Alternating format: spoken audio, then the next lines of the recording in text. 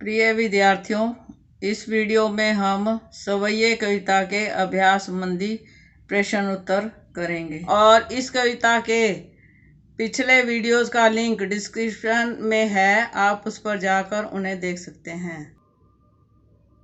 प्रश्न 1। ब्रजभूमि के प्रति कवि का प्रेम किन किन रूपों में अभिव्यक्त हुआ है? तो इसके उत्तर में हम लिखेंगे कि ब्रजभूमि के प्रति कवि का प्रेम निम्नलिखित रूपों में अभिव्यक्त हुआ है। नंबर 1, मनुष्य के रूप में वे ब्रज के गोकुल गांव के में निवास करना चाहते हैं। पशु बने तो वे गाय बनना चाहते हैं और नंद की गायों के बीच में रहना चाहते हैं। और यदि वे पत्थर बने तो गोवर्धन पर्वत का पत्थर बनना चाहते हैं। और पक्षी बने तो वे यमुना नदी के किनारे कदम के वृक्ष पर निवास करना चाहते हैं।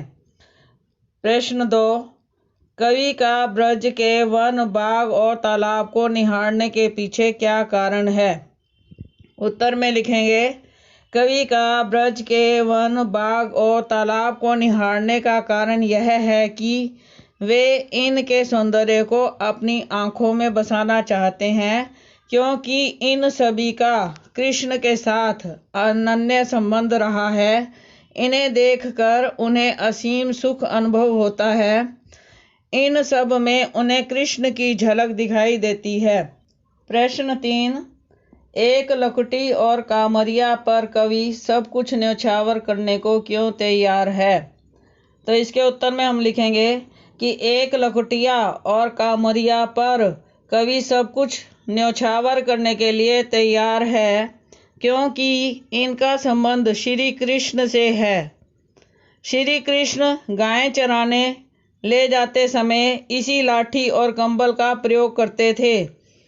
कवि श्री कृष्ण का अनन्य भक्त एवं प्रेमी है, इस कारण इन वस्तुओं के साथ उनका गहरा लगाव है। प्रश्न 4, सखी ने गोपी से कृष्ण का कैसा रूप धारण करने का आग्रह किया था? अपने शब्दों में वर्णन कीजिए। तो इसके उत्तर में आप लिखेंगे, सखी ने गोपी से श्री कृष्ण का निम्नलिखित रूप धारण करने का आग्रह किया था। वह सिर पर मोर पंखों से बना मुकुट धारण करे, गले में गुंज की माला पहने, पीले वस्त्र पहने और हाथ में लाठी लेकर गायों और ग्वालों के साथ जंगल में गायें चराने के लिए जाए। प्रश्न 5, आपके विचार से कवि पशु, पक्षी और पहाड़ के रूप में कृष्ण का सानिध्य क्यों प्राप्त करना चाहता है? सानिध्य का अर्थ है निकटता।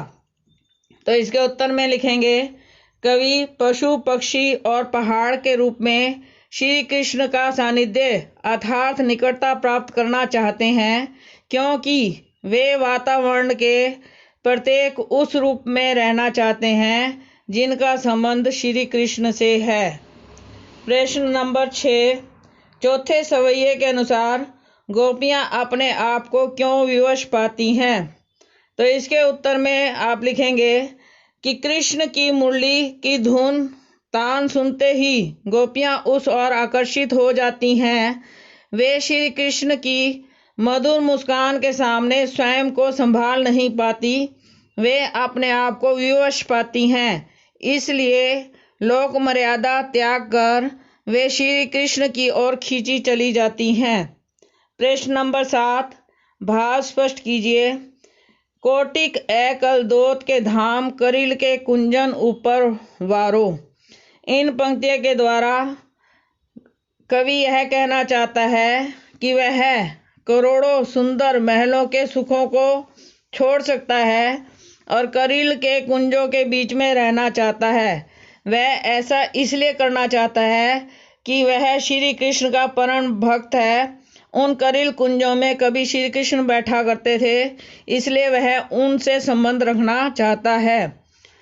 ख भाग, माई री वाह मुख की मुस्कानी, सम्हारी ना जेहे ना जेहे ना जेहे। इन पंक्तियों में गोपियां अपनी विवशता बताती हैं कि वे श्री कृष्ण की मुस्कान से अत्यधिक प्रभावित हैं और उनकी मुस्कान को देखकर वे सब कुछ भूल जाती हैं, उन्हें लोक मर्यादा का भी ध्यान नहीं रहता।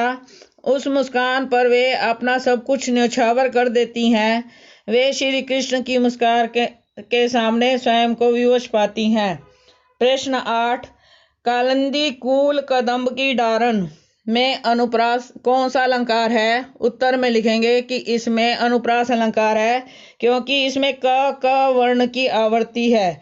तो जहाँ पर एक जैसे वर्ण की आवृत्ति होती है वहां पर अनुप्रास अलंकार होता है। प्रश्न नंबर 9, काव्य सौंदर्य स्पष्ट कीजिए।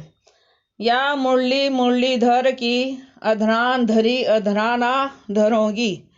इस पंक्ति में यदि हम देखें तो दो शब्द मुरली मुरली शब्द आया है और इसके बाद अधरान और अधराना, तो इन दोनों शब्दों में यमक अलंकार है और इनमें वर्ण की आवृत्ति के कारण अनुप्रास अलंकार भी दिखाई देता है। धन्यवाद।